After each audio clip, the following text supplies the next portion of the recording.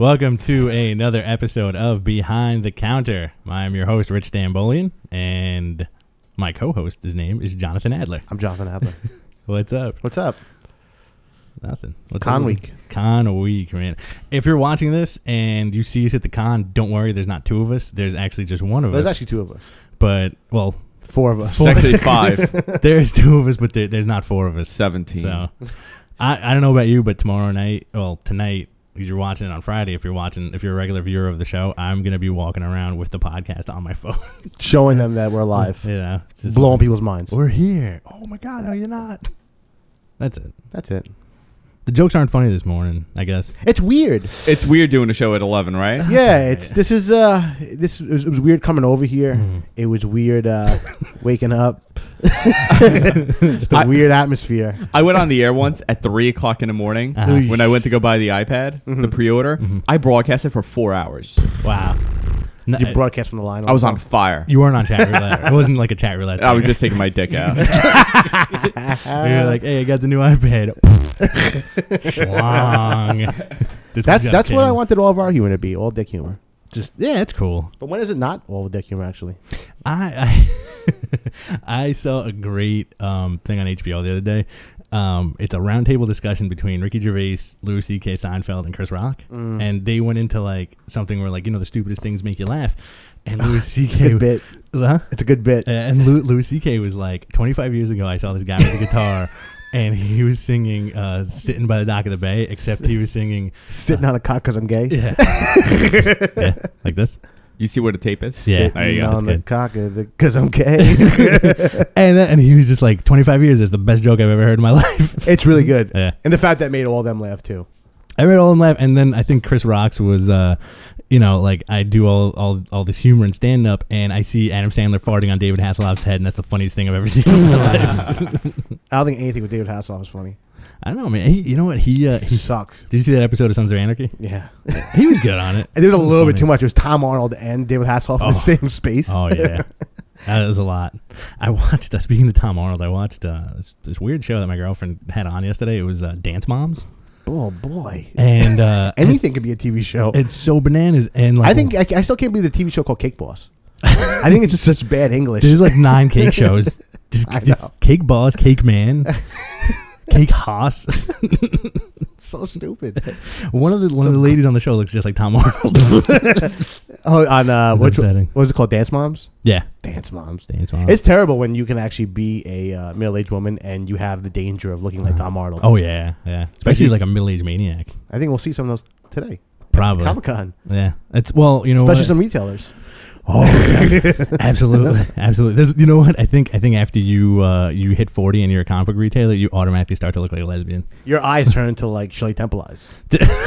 Your beautiful lashes. Oh man, the Venus flytrap.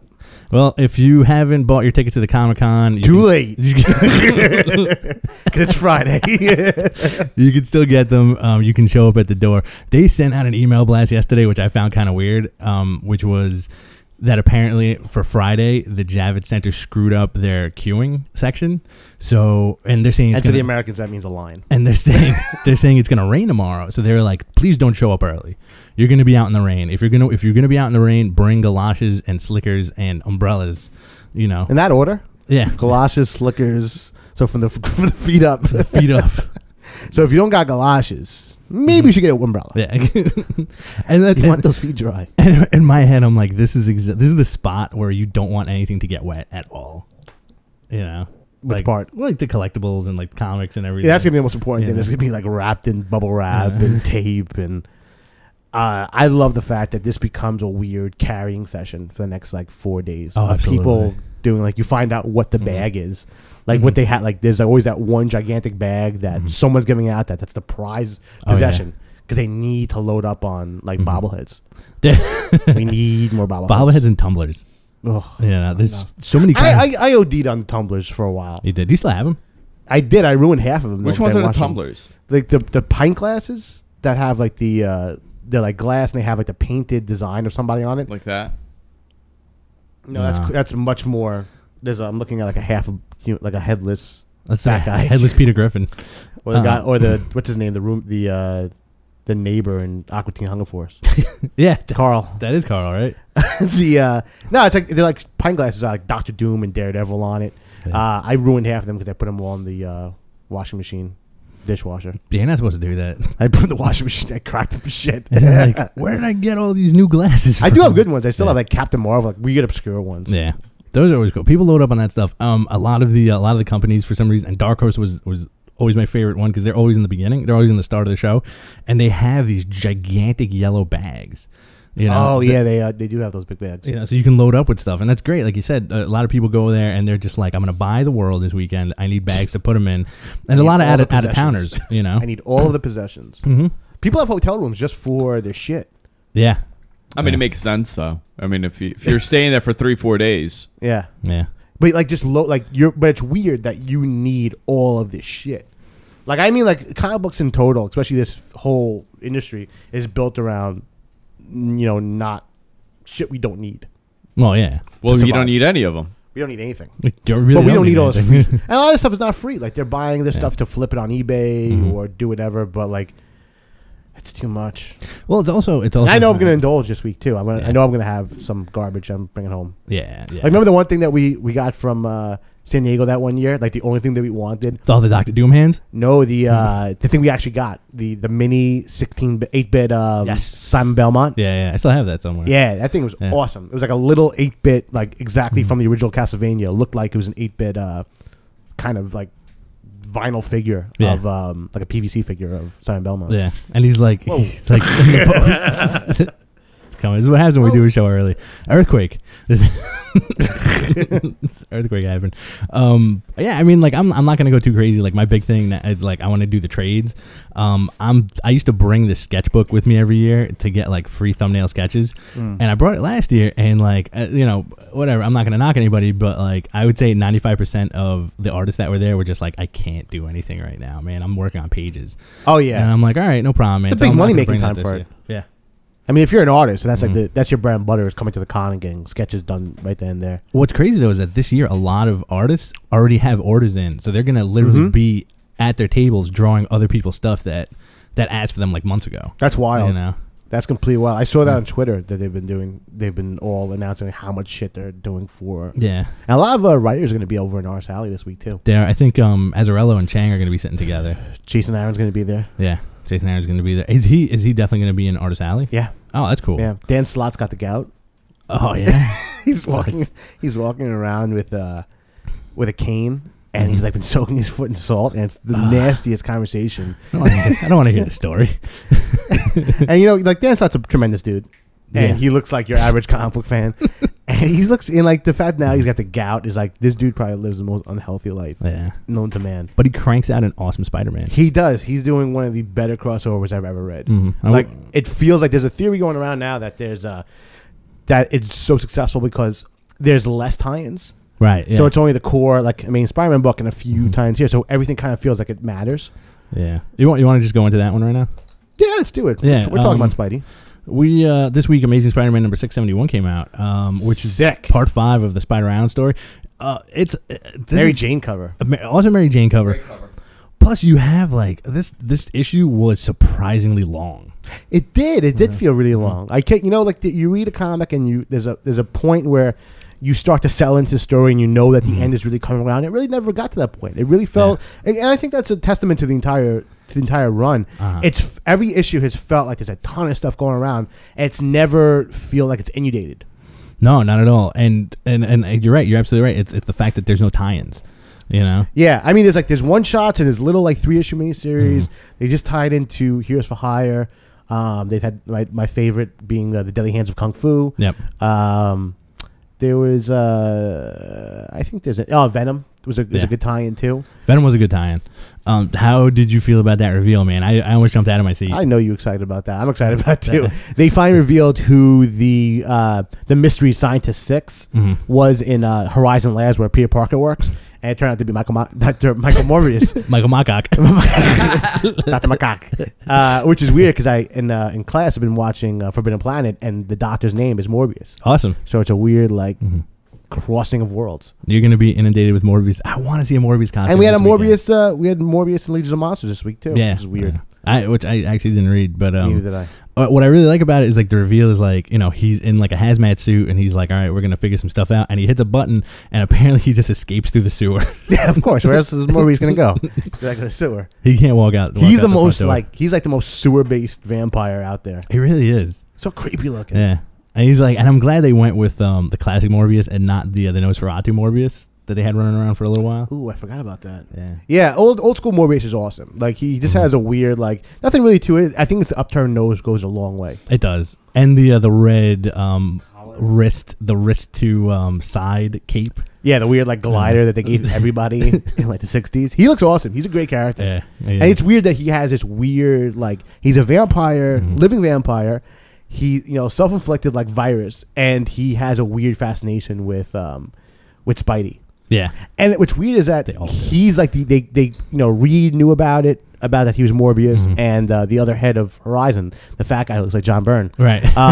He looks like the fact they knew about it and kept it secret is kind of weird. I guess because they can't really employ vampires. Right. He didn't have this. No social security card. Oh, no. Sad. Can't get W2. Between they kept them secret, but it's I had no idea this was coming. This was a big surprise. It was cool. It was a really cool surprise. So a lot of weird shit going on in this crossover. You had that, and then you had him getting his Spidey sense back, which was pretty cool too. And stronger than ever with his kung fu. Yeah, I really like how they ramped up. Whoever has spider powers, they're like super spider powers now because of that. And the Horizon Labs had a device that just completely gave Spidey they gave him super spider sense, and now the Queen has super spider powers, and so does Madam Web, right? Yeah, her, because she had her spider powers were basically seeing into the future. So now it's it's kind of like that precog thing that the spider sense is. This goes to the 10th level.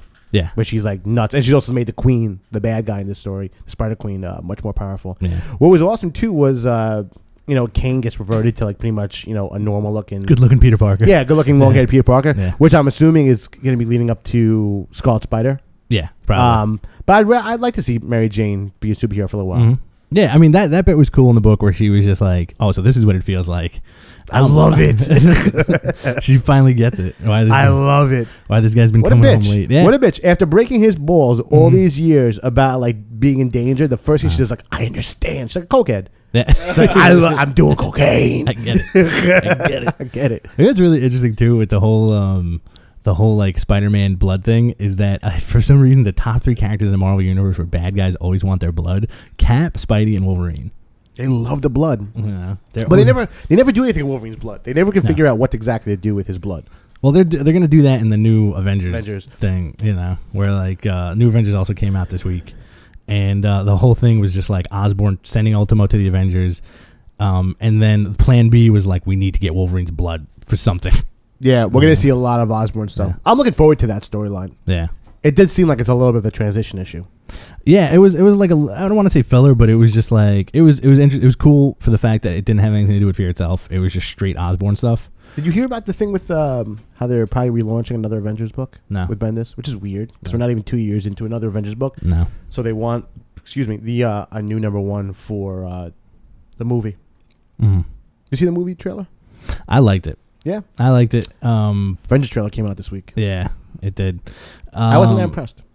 You know what, man? I love Scarlett Johansson, but she looks so bland in that. I'm weirded out by the fact that Sean Penn fucked her. Okay, all right, yeah, kind of gross. She got Spicoli dick on her. Yeah, and also she looked great in those nude pictures. Yeah, she did. Awesome. I saw a headline on the post where it was no nudes is good nudes. Hacker caught in Scarlett Johansson case. What blows my mind is that people still they're so vain that they need to take pictures of themselves nude and keep them and keep them as just in case. I mean, it's good for them. I mean, they get good press for it. Here's my tits. Everyone's gonna love Scarlett Johansson's tits. Johansson's. Did you see the guy? Did you see the guy? The hacker? No. They showed him. He said he was doing it because he's addicted to nude pictures and knowing secrets about the celebrities. What guy isn't? Yeah, I'm like, who isn't into this? I love famous boobs. You know how he did it? You know how he hacked them? He guessed the password.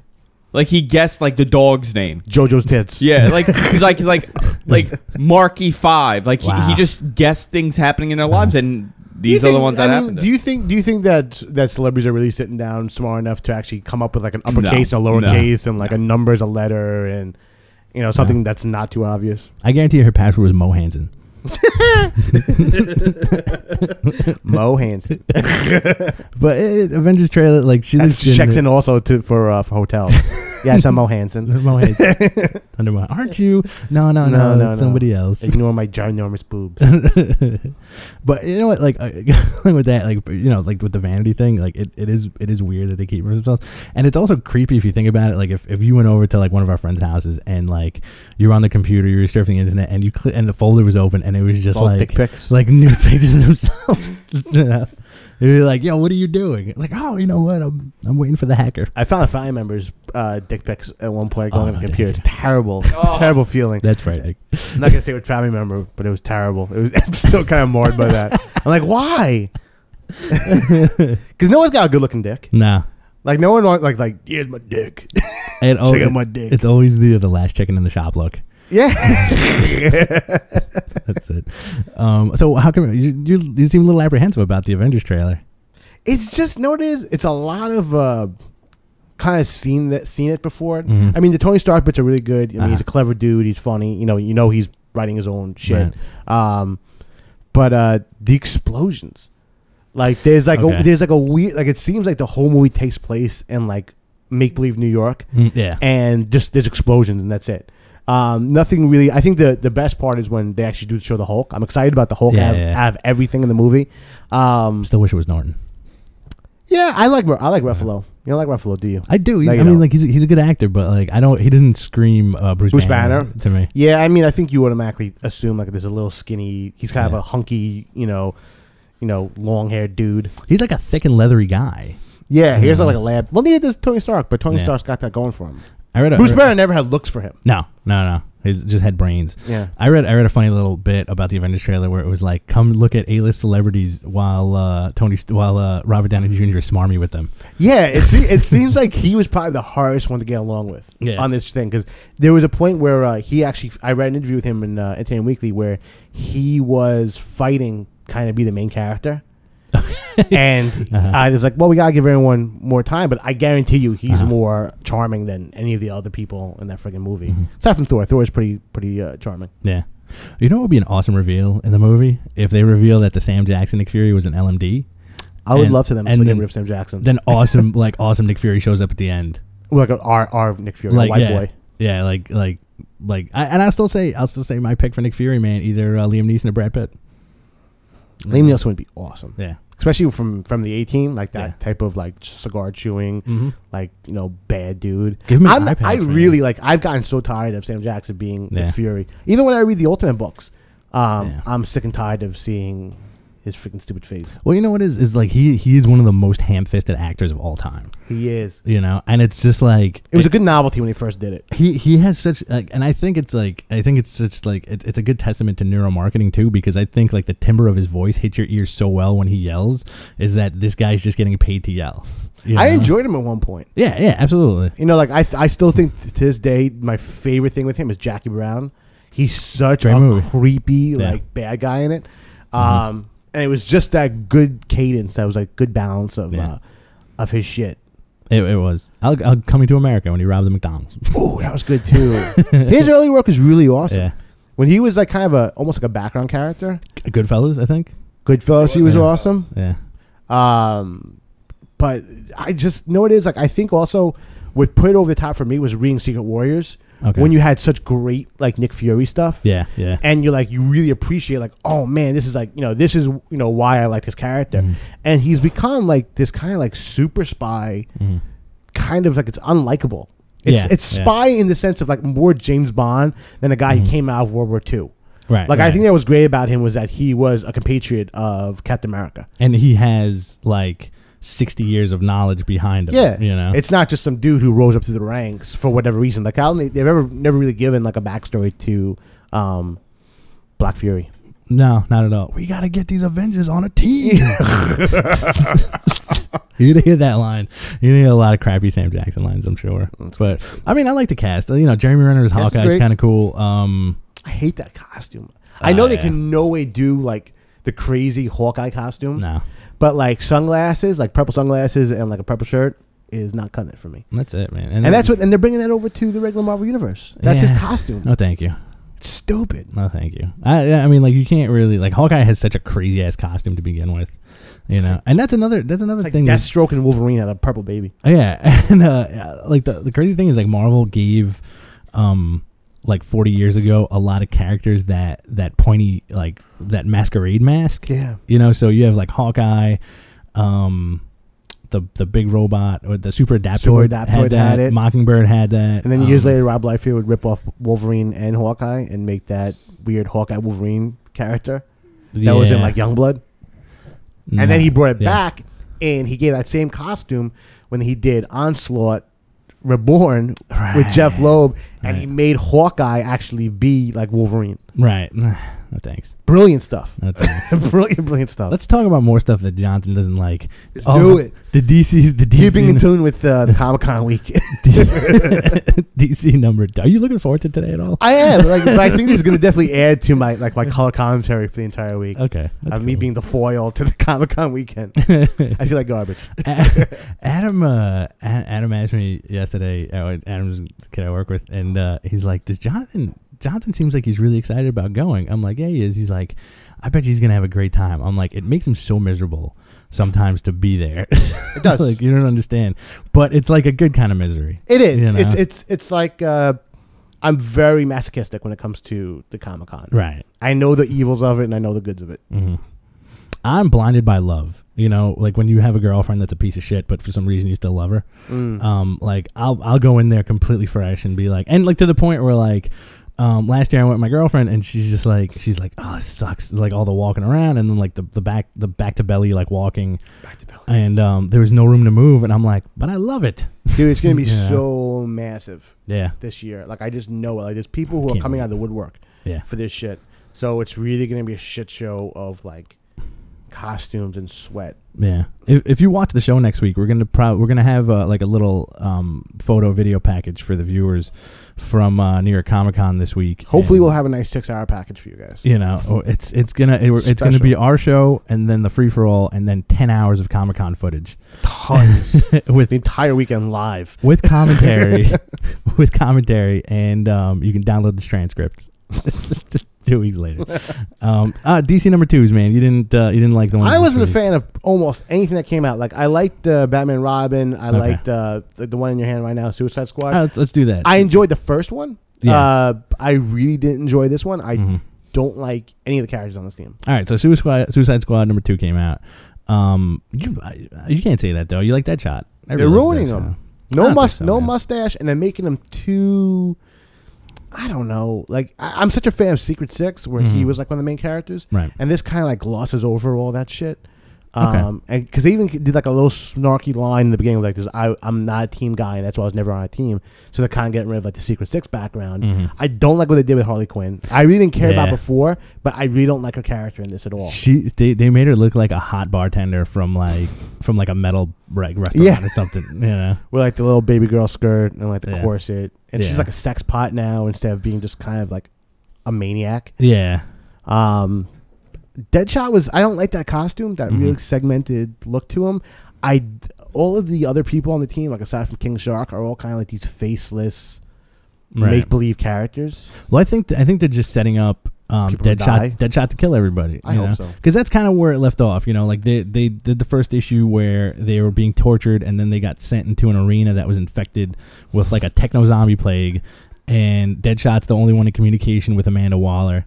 And they have to save a baby. So he saves the baby, and then she's like, get the baby out. You have 3 hours. Your team's expendable, by the way. Do it. By the way. So yeah, you're the only one that can survive this thing. So I think next issue, it's going to be him getting out, and it's going to be different pages of him using whoever's on the team and then shooting them at the end. Except for Harley Quinn. Harley Quinn's probably going to be the only one who walks away. And King Shark. You think? Yeah. I think they'll do it. They'll kill King Shark. King Shark is too important. Way too important characters. The hammerhead shark with a huge wanger. They did show the silhouette last week. I just didn't. It's last issue. It just feels like it's just kind of. And then what I thought about today, where the fuck is JLA number 2? Oh, that's never coming out. Isn't that weird though? Like they went through all this shit, That's their flagship book, and they're all about the deadline. We're definitely like all of these books have hit that deadline, except for, JLA 2. Well, you know what? I think it's also because Jim Lee's the co-publisher, so he can get away with it. So I think he can get away with it. That's terrible. They should, if they should be, they should be following suit from him, and he should be doing just as the plebeians are doing. Yeah. Screw that. Those are the two guys that run the company. Well, also, did they ever say the book was monthly, or did they say it was going to be like? That'd be terrible if it's not monthly. Like quarterly. I don't know. Yeah, that's shitty. It has been maybe like 9 weeks. I'm not knowing the bid for it, but it's weird that's the thing that kind of is supposed to explain the whole universe. Right. And it's not out. No explanation. Did you like Green Lantern #2? Yeah. I really liked it. Yeah. Yeah, I liked it because, you have like Jeff Johns making it so that I really love the universe he crafted, and the whole thing where Jeff Johns. He is Hal Jordan. Where Sinestro shows up on Earth. Jeff Johns is Sinestro. Where Sinestro shows up on Earth, gives Hal Jordan another ring of his creation and says, "You can only use it when I tell you to.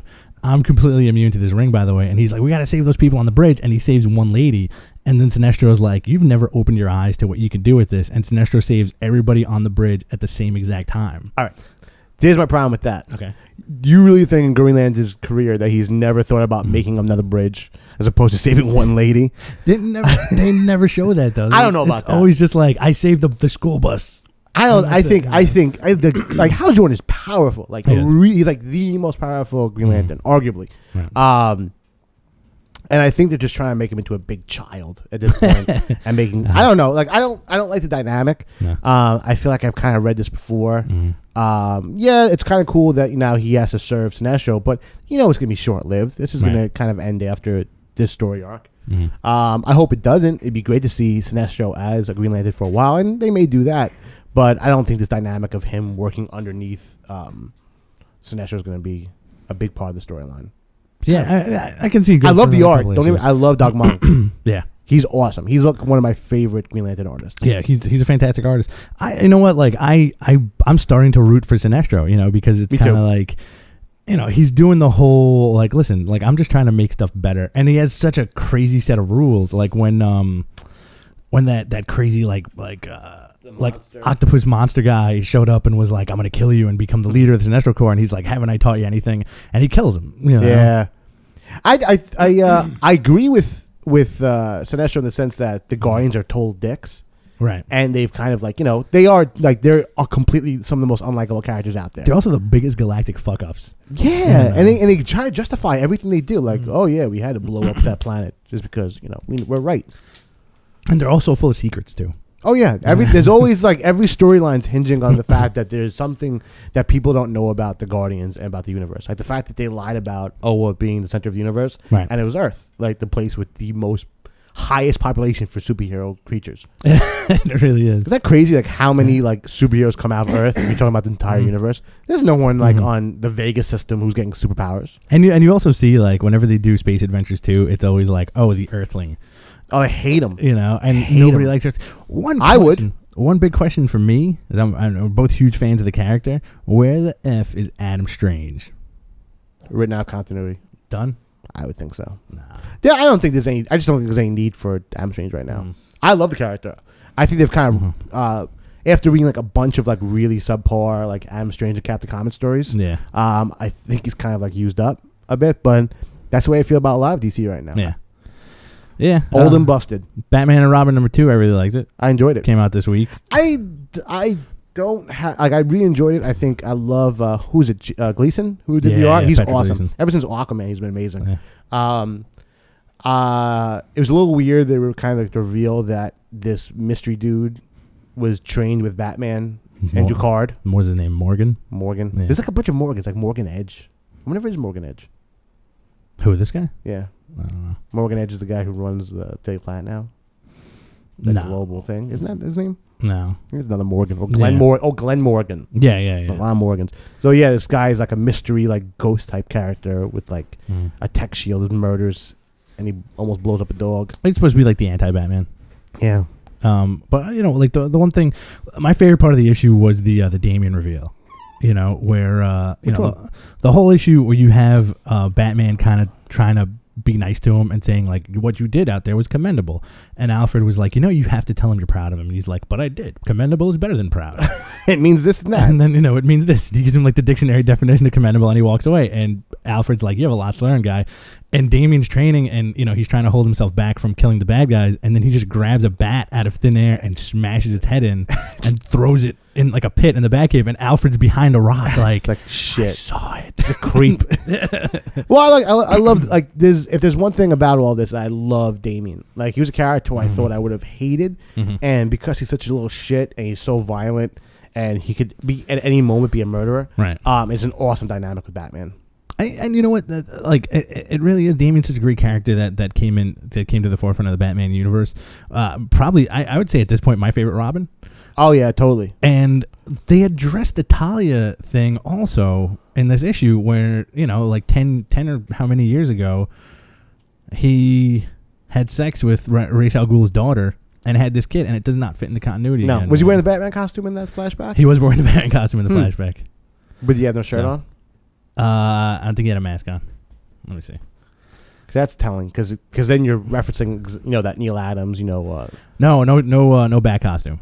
Maybe they're changing it where this is when he was training, like they're doing like the Batman Begins type storyline. That's true. Yeah. Where he was probably training with Ra's al Ghul. Mm-hmm. But still, I don't like these changes. I don't like change in my continuity at this point. I always like that famous image of Batman kissing Talia al Ghul, but he just has the mask, the cowl on, and the hairy chest. It's like, I can't take this off, lady. The sex god Batman. Fucking dope. A lot of that going around. Batgirl number 2. Yeah. I was not a big fan of it. I really want to like this book too. I do too. I'm a big fan of Gail Simone. She's really grown on me over the years. Yeah. I just don't care. Right. And also, I think the biggest part of it is I'm so used to reading Barbara Gordon as Oracle. Right. Where she was kind of like this, really, she was as close to a female Batman as you can get, where she knew what the hell she was talking about. She always had the answer. And now she's really unsure of herself, and she's physically weak because she's right out of the chair. Right. The villain looks, cool, the Mirror. Right. But I don't care about his background. I thought they were going to do some type of weird reveal with her. Yeah. But no, it is with this book and a lot of other books, I feel like they're going to press the reset button eventually. And I don't feel like any of this really has any real weight. Yeah. It feels like I'm reading another alternate reality universe. It does, man. We talk about this every week, and like how it just seems like there's something right over the edge of what's happening right now. Yeah. Where they're going to get it together one day and be like, this is how it should be, And Batgirl is a prime example, man. Like a lot of people were looking forward to this book. A lot of people were looking forward to Barbara Gordon putting the cowl back on again. And it's good, but it's not. It doesn't blow me away. The book does not blow me away, and I think that's what makes me upset. Well, I think also a big part of it is, if you want a female compatriot character to Batman, at this point, a red-haired girl is not that interesting. You have a better red-haired girl in Batwoman, who's a lot more interesting. Even the old Batgirl, Cassandra Cain, I think is more interesting at this point. Right, yeah. Because she's just kind of like a middle-of-the-road character. I enjoyed her better as Oracle. Yeah, absolutely. And you wanted to see her in a Batgirl outfit eventually, but and not at the cost of her own character, especially written by somebody like Gail Simone, who loves this character to death. I also feel like there's not enough peril in this, because it's like this issue kind of, and it's only issue number 2, but it also made it seem like it's kind of like she's almost a joke. You know, where like she should like wise up and be like, you know what, like I may not be in the wheelchair anymore, but I could still help people better as Oracle, as being the complete information center than trying to put a costume on again and almost dying every few minutes. Yeah, and almost dying every 2 seconds fighting a bad guy. She's worried about her back getting broken or killed. Yeah, and she's not like on top of her game. No, and that's like another really weird thing about the Bat universe is that like Batman has had a hand in training all these people or like okaying these people. And you don't get that sense with this. You get a sense where she's outside of the Bat universe almost, where she's just kind of like playing at being Batgirl, as opposed. Again, we were talking before. Like I think something that this book suffers from is there's that weird drabness that's in the DC universe. Like every issue I've been reading has had the stereotypical black ops agents, right, who have like the gun holsters and like a black skin tight costume. They're disposable. A lot of disposable villains. A lot of battles in like gray drab labs. yeah. And just square people. And there's no real like. It doesn't feel like anything has like any type of real interesting stuff. There's no. I don't even feel like there's good design work going on. Yeah. Costumes. That's it. You know, I mean, it's not. I hate comparing both major companies, but that's one thing that Marvel has always done right. Is that, you know, I read a very long time ago. I forgot who the editor-in-chief was, but they were just like, you know, the big difference between us and everybody else is like the books that take place in the Marvel universe. Like, we have them drawn and designed in a certain way, and it has like Marvel always had that certain aesthetic. Yeah, you know, where they give the art such a dynamic sense that it has a lot of weight to what is on the page, whereas DC Universe, it just seems like a lot of stuff takes place in an empty art gallery. Yeah, you know, totally, like an empty warehouse, and you know they don't have that villainous continuity that Marvel does, where Marvel has AIM and Hydra and any number of those guys, and DC has who, like Intergang.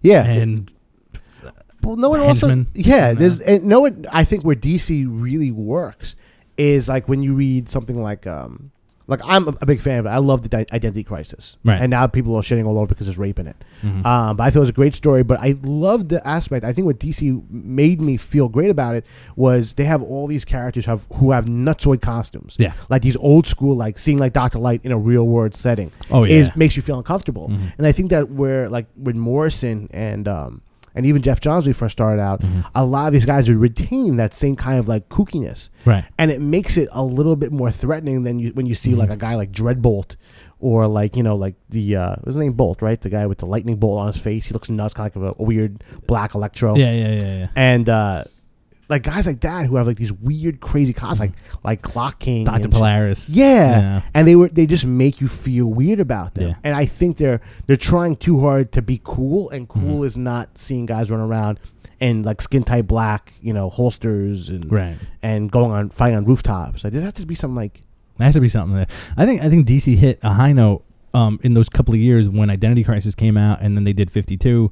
You know, and all that stuff, and Infinite Crisis, like all that stuff was gold. And I remember like that we were working together at the store at that time, and we could not get enough of that stuff because it was just like it was so tight. It was dope, and everything was cranked up to such a next level where you had all these amazing art teams and creative teams, and they really ramped up all the characters, and like shit like that made you feel uncomfortable. You know, when you see Dr. Light raping Sue Dibney. You know, you're like, oh my god, like this just went to the next level. Yeah, you know, and it feels like some weird older world where it's like they think it's socially acceptable to put on these really outrageous costumes. I'm picking up. I think I'm going to try to pick up that this weekend. They released the Absolute Identity Crisis this week.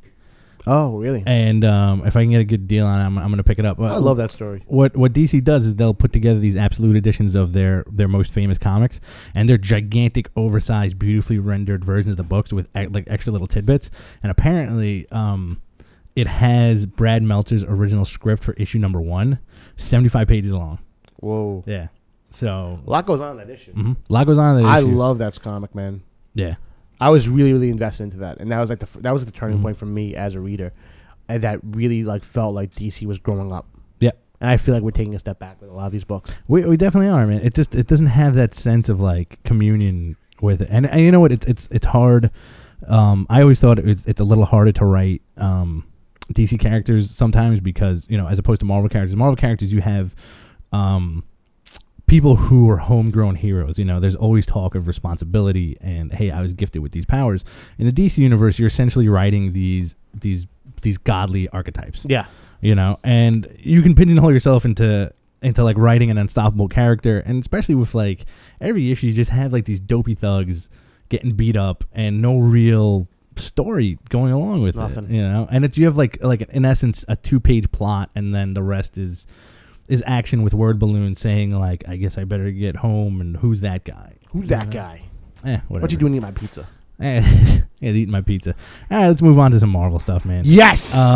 Punisher. Punisher yes. number 4. Great book. Fantastic book. Great issue, man. I really like how they're working in Ben Urich and the other chick from what's her name? She's awesome. She's a good character. What the hell's her name? Nora Jones. Not Nora Jones. Nora Winters? No. Nora something. Yeah, no, Nora Winters. I think that's it. I think it's Winters.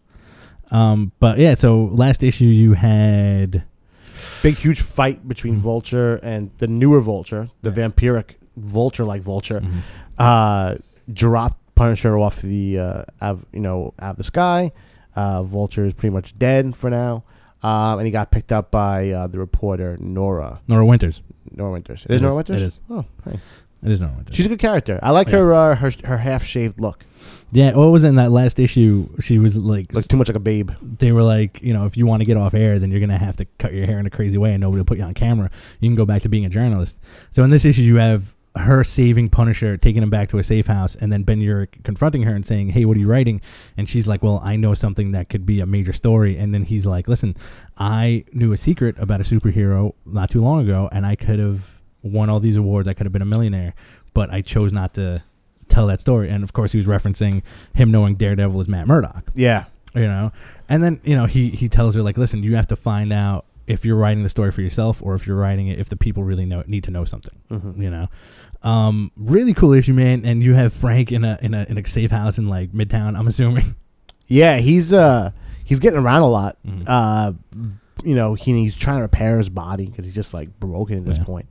It's a lot of just like Punisher trying to cover his bases and getting ready for like a big takedown. A lot of people die. Yeah, a lot of people die in this book.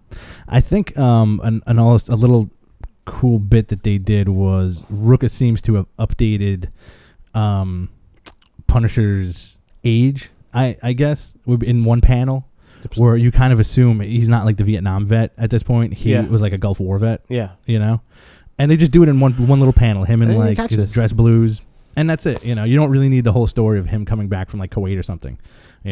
That's why I like when it's nebulous. Yeah, I like, and it's good that they're just kind of like touching on it, but I like the fact that it's nebulous. They don't really like nail down the age because they really can't in this world, as opposed to like Punisher Max. But Punisher Max, he's just like, I'm an old man who's a killer. Punisher Max also came out this week. Fantastic book. This is probably my favorite book of the week. I think so. This and a couple of other books were kind of like up there for me. Yeah. Punisher Max has never disappointed. Jason Aaron has really made the book his own because he really had to stand up to Garth Ennis' run, which was groundbreaking. And then you have beautiful Steve Dillon art doing weird faces. The best weird faces in the business. So good. He makes you feel uncomfortable too. And like this whole storyline is Punisher basically gets knocked down to street level. He's homeless. He has no weapons. Right out of prison. Right out of prison. He's on the run again. He's on the run from the Kingpin. He's on the run from the police. And it's him trying to amass his munitions and his, well, not even money, but he's just trying to get at the Kingpin somehow. So in this issue, you have he's making the Kingpin come at him. Right. That's the whole mission. So in this issue, you have him killing a bunch of thugs, taking their weapons away, him going to the hospital and finally killing Bullseye. Oh, so good. Who was laid up in intensive care. In a coma.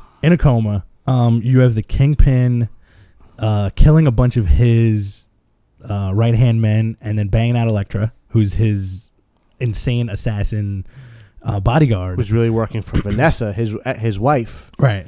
Who has a grudge against Kingpin because he sacrificed his son, his little kid, right? In the last story arc to become the Kingpin. Yeah. And then you have it turns out that Vanessa has a lesbian relationship with Elektra, Kingpin's bodyguard. And then my favorite part of the issue is like, what if this comes up or this brings up? I'm afraid of the Punisher. What's going to happen? And the last page is Punisher digging up the grave of Kingpin's Richard Fisk, dead son. It's awesome. So he's definitely going to use the corpse of his son as some type of weight. It was so good. It was such a well done issue. And it's like has Punisher crossed the line at this point, or is he just like at this point nobody's innocent? No, I think he's. I mean, they're making him so irredeemable and so mean that no matter what, it's like this is like a vengeance storyline. Yeah, and like when Punisher does very well is get revenge. He does, but he's not called the Vengeancer. Because he's not gonna do vengeance. He's really gonna punish the shit out of you. He just wants to punish motherfuckers. Yep, left and right. So good. It really was a fantastic issue. I really gotta hand it like this issue in particular. I would say is up there with some of the best Garth Ennis stuff. Oh yeah, You know. Once he came on the book, on Jay Steiner came on the book, he immediately brought it to the forefront, and he likes playing with characters like Elektra and Kingpin and Bullseye, and he's done a really good job of not making them completely terrifying, very different from the Marvel Universe counterparts, but they make him like, let's take him to the 10th power. Yeah. Like Kingpin's more of a shit. Like he's not this like immovable object monster. Right. He's a little bit more human. Right. He's got his flaws, and the fact that he wants to bang Elektra is kind of a thing they've never ever touched on. And also the fact that You ever bang Elektra in the Marvel Universe? No, right? Oh, Kingpin? Yeah. No, I think it was Bullseye. Typhoid Mary. It was I think he banged Typhoid Mary. I think the only people that banged Elektra were Daredevil and Wolverine. Yeah. And possibly Iron Fist. And Beak. Any kung fu character in regular Marvel Universe slept with Get Elektra. in. Yeah, if you know kung fu and you wear a karaiji, you can actually have sex with Elektra. But it's so cool. Like after I read this issue, I was like, you know what? These are superhero characters that we know that are depowered and put in a real situation, and it works so damn well. Yeah, man. You know, and the Elektra stuff is just so cool. And the one bit where Kingpin's like, I'm a prisoner in my own home. Yeah. Like, what do I do? I like the when she comes into Kingpin's banging out to like prostitutes, and Elektra comes and he's like, get rid of these bitches. Yeah. And he's like, okay. It's like, all right, get out. Get out. I'm terrified. And he's waiting for Elektra, and Elektra's already gone. Yeah. Terrifying. I think Elektra's going to end up being the new Kingpin. I think she's screwing everybody. Oh, yeah, absolutely. And it's cool that, they worked in the hand and all that stuff. I want to see Fury come back. Yeah, he's always like one page away. They love writing Nick Fury in the Max world. He works so well in there. And they make them both super old. Yeah. Really, really old, like scary dudes. I think my second book, I love that book, of the week, Ultimate Comics Spider-Man #3. You know what I love about this book? It feels like exact opposite of DC. It feels real. Yeah. And it feels weighty. And it feels also very claustrophobic because he's a kid. Yeah. And it's, and he's in like the heart of the city, and it feels like a very New York, like growing up in New York type of story. Oh yeah. Where like they're running around the streets, and he feels like very much a kid. So it, like you don't want to see a kid get hurt. No. But it's going to happen. And that's what you had it with Peter Parker, and they're bringing it to the next level because this is a completely fresh start. Yeah, the book feels very, very fresh. And you have like the kid going through his own like little crisis, and he's dealing with like a 13-year-old. He's like a nervous breakdown. It's like, I don't want to be Spider-Man. I don't want to have these powers. I don't want to do anything. And then at one point, him and his friend Genki, who's like a Korean kid that he hangs out with, they pass by a burning building, and they're like, yo. And at this point, it's Spider-Man's still alive. Ultimate Spider-Man's still alive. This is kind of happening as this is like before Fallout happened.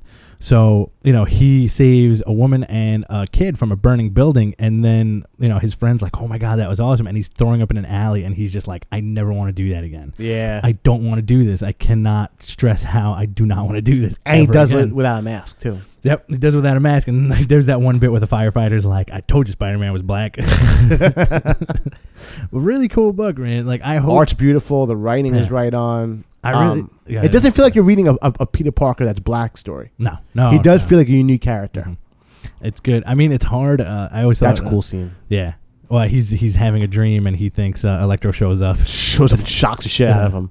But it's just like a really cool thing about like you said with the it doesn't feel like you're reading a Black Spider-Man story. I gotta hand it to Bendis, because most of the time when I feel white writers write black characters, it's what you see on TV. Yeah. Not real life. Man. You have like the stereotype of what black people sound like, which is an awful thing. And this is written so well that it's just like you kind of forget, like Spider-Man, how Spider-Man should be. It doesn't matter who's behind the mask. It's a Spider-Man story. And it's awesome. I don't know. It feels great. It feels like a really, really good book and a great start. I'm anxious to see where it is, and never feels like we're kind of trotting along. It feels like there's a lot of stuff going on, and we haven't introduced a villain yet. I love the fact that his uncle is Prowler. Yes. It's a great book. Really, really solid book. It really is. Do Shield? Sure. Shield #3 that came out this week also. Completely silent issue except for like a few lines of dialogue towards the end. There's a big battle with a Celestial baby in it, and in the underground city of Shield. Yeah, and it's kind of hard to explain this book. It's really hard to explain. This is one of those books like you have to pick up. You've had to pick up the miniseries, the original miniseries of S.H.I.E.L.D., and this is issue 3, so you can probably find them all at the con this weekend or at your on local digital comic download. store. Digital download or on eBay.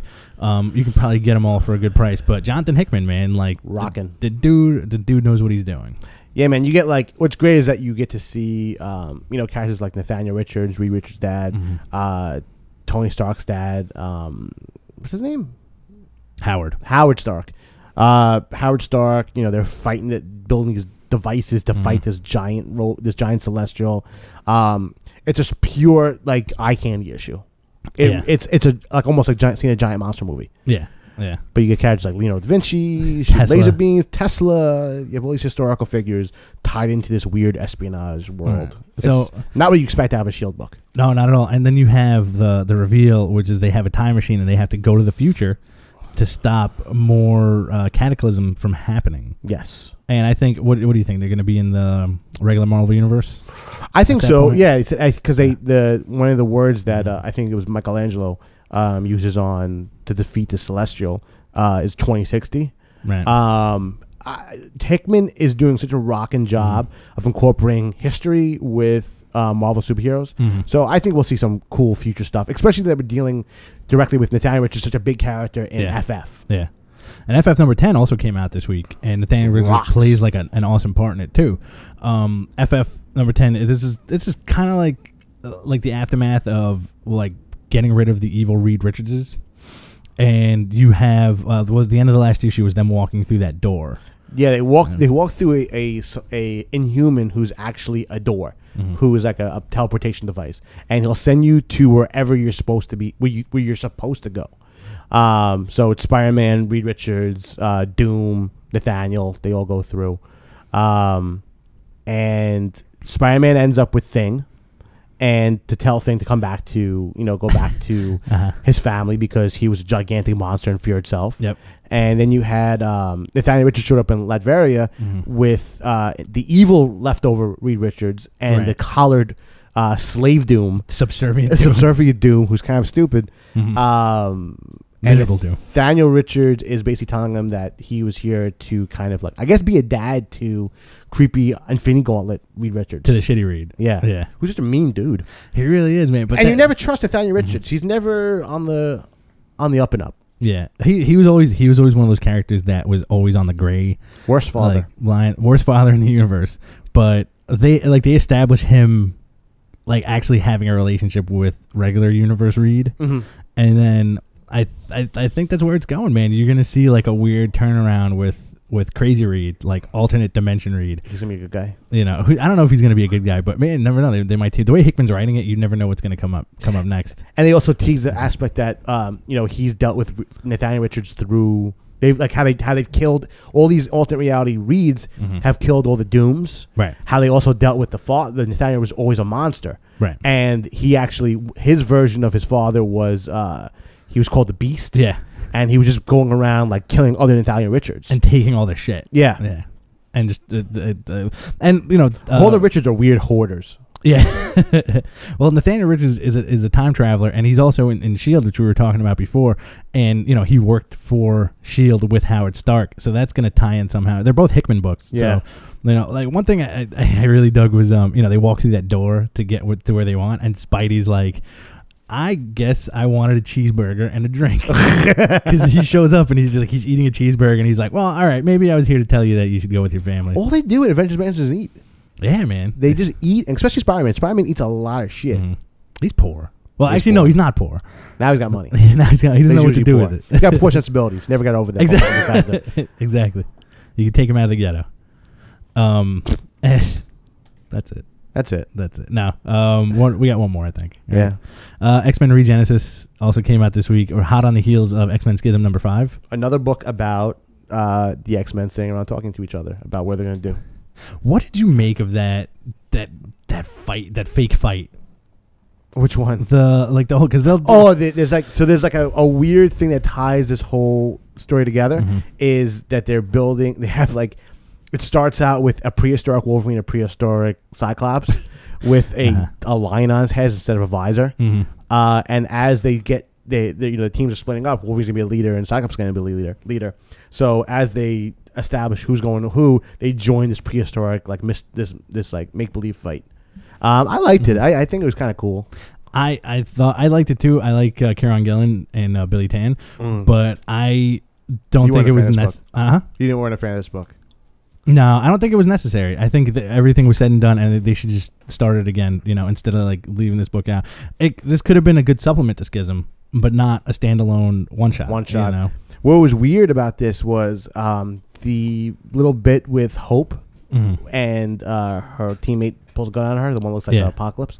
Pulls a gun on her. They reprinted those same pages in Generation Hope and had a warning in the beginning that we're giving you 5 extra pages for free. Here's here's some stuff, and it's like the art changes, and it's exact same pages, cut and paste into the other book. Very interesting. They should have just done that with the other X-Men. They could have taken this issue, cut and pasted in another X-Men book. Yeah, and you got more of a sense of it. But I think that about does it for the books this week, right? Yeah. Well, if you're gonna be at New York Comic Con now, we'll be there now, and we're in the future. We'll also be there on Saturday and Sunday. Hanging out. Doing what we do best, which is nothing. And taking up space. Sucking up your oxygen. Having beards. Getting bloated. You can follow both of us on our Twitter accounts, BTC Jadler and BTC Rich. Come by, look for us. We're like the Waldos of the comic universe. Yep. But we're easier to find. Where's behind the counter? They're standing still. So we'll have a lot of stuff to show you guys when we come back. Next week. All right, guys. We'll see you next week. I'm Rich Nambolian. I'm Jonathan Adler. This has been Behind the Counter. Ciao. See you soon.